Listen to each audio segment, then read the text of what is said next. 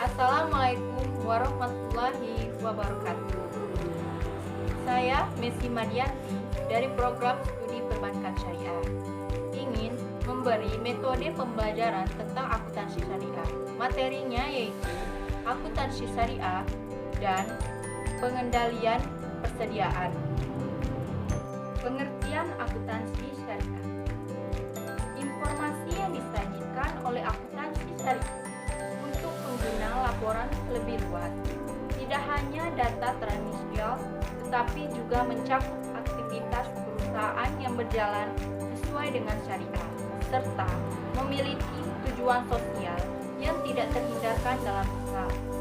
Akuntansi syariah juga dibutuhkan dan berbeda dengan akuntansi konvensional, mengingat keduanya dilahirkan dari sistem nilai dan aturan yang berbeda. Terdapat perbedaan antara akuntansi syariah dan akuntansi konvensional yang dapat disimpulkan sebagai berikut. Dari segi kriteria dasar hukum, akuntansi syariah, hukum etika yang bersumber dari Al-Quran dan Sunnah. Sedangkan akuntansi konvensional, hukum bisnis modern. Dari kriteria dasar tindakan, akuntansi syariah, keberadaan hukum Allah atau keagamaan. Sedangkan akuntansi konvensional, rasionalisme, ekonomi sampai sekuler. Dari kriteria tujuan, akuntansi syariah bertujuan keuntungan yang wajar. Sedangkan akuntansi konvensional memaksimalisasi keuntungan. Dari kriteria orientasi, akuntansi syariah dengan kemasyarakatan, sedangkan akuntansi konvensional individual atau kepada pemilik. Dari kriteria tahapan, akuntansi syariah dibatasi dan tunduk pada ketentuan, sedangkan akuntansi konvensional tidak dibatasi. Perkembangan transaksi syariah. Perkembangan pesat terjadi dalam kegiatan usaha dan lembaga keuangan, bank, asuransi, pasar modal, dana pensiun, dan lain-lain yang berbasis syariah. Dalam 3 dekade terakhir, lembaga keuangan telah meningkatkan kebutuhan terhadap akuntansi syariah. Selanjutnya, perkembangan pemikiran mengenai akuntansi syariah juga semakin berkembang. Hal ini ditandai dengan makin diterimanya prinsip-prinsip transaksi syariah di dunia internasional.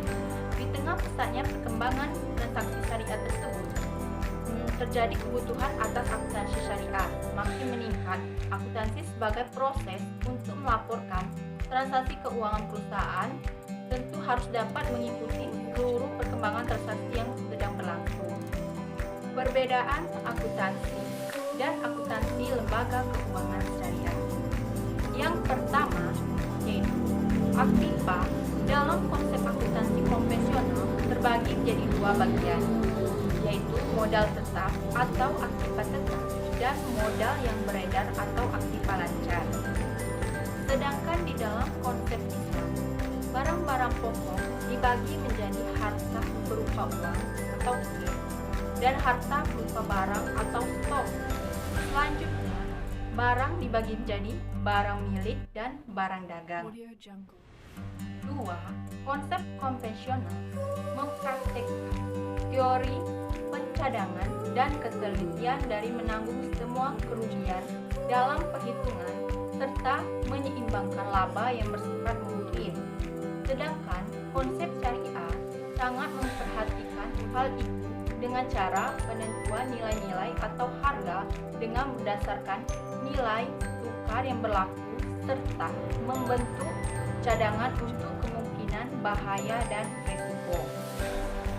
Dan ketiga, konsep konvensional menerapkan prinsip laba universal mencakup laba dagang, modal pokok, transaksi, dan juga uang dari sumber yang haram.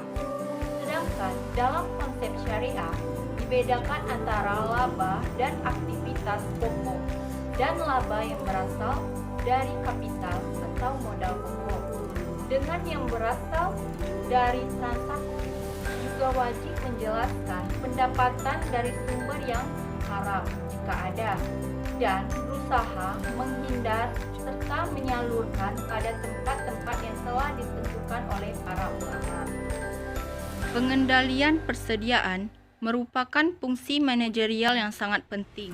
Karena persediaan fisik, banyak perusahaan melibatkan investasi rupiah terbesar dalam pos aktiva lancar. Bila perusahaan menanamkan terlalu banyak dananya dalam persediaan, menyebabkan biaya penyimpanan yang berlebihan dan mungkin mempunyai opportunity cost yang lebih besar. Demikian pula, bila perusahaan tidak mempunyai persediaan yang mencukupi, dapat mengakibatkan biaya-biaya terjadi kekurangan bahan.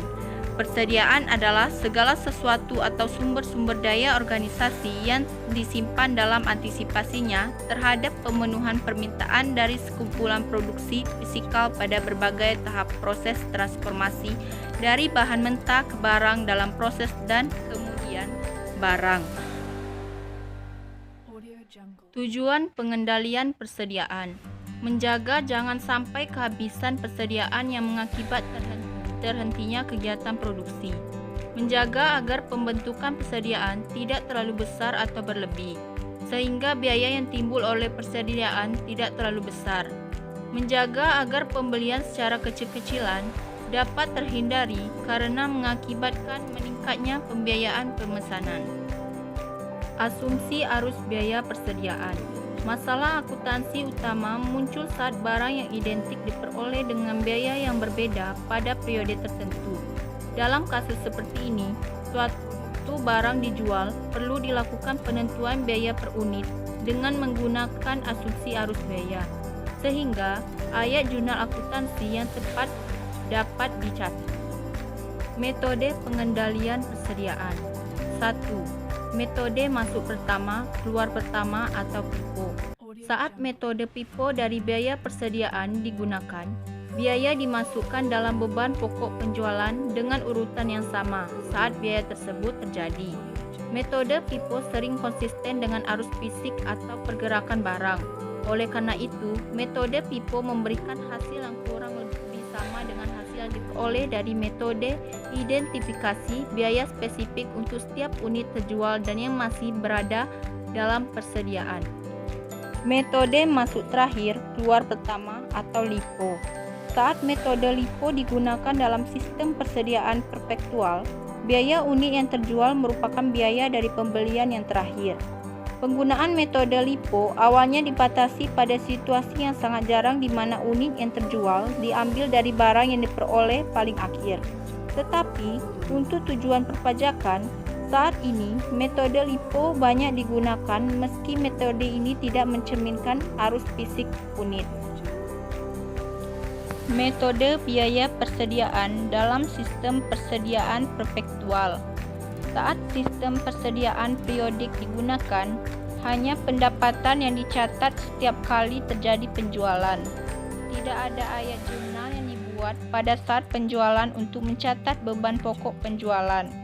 Pada akhir periode akuntansi, penghitungan fisik persediaan dilakukan untuk menghitung biaya persediaan dan beban pokok penjualan. Seperti sistem persediaan perpetual, asumsi arus biaya harus dibuat ketika unit yang identik diperoleh dengan biaya per unit yang berbeda-beda dalam periode-periode tertentu. Dalam kasus seperti ini, metode FIFO, LIFO, atau biaya rata-rata tertimbang digunakan.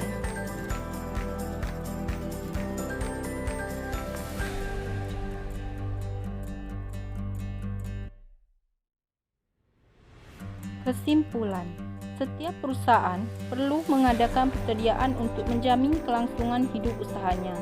Untuk mengadakan persediaan, dibutuhkan sejumlah uang yang diinvestasikan dalam persediaan tersebut. Oleh karena itu, setiap perusahaan harus dapat mempertahankan suatu jumlah persediaan optimum yang dapat menjamin kebutuhan yang bagi kelancaran kegiatan perusahaan dalam jumlah dan mutu yang tepat, dengan biaya yang serendah-rendahnya. Untuk mengatur ketersediaan suatu tingkat persediaan yang optimum, maka diperlukan suatu sistem pengawasan persediaan. Itulah tentang metode pembelajaran akuntansi syariah saya. Semoga Semoga kalian suka. Wassalamualaikum warahmatullahi wabarakatuh.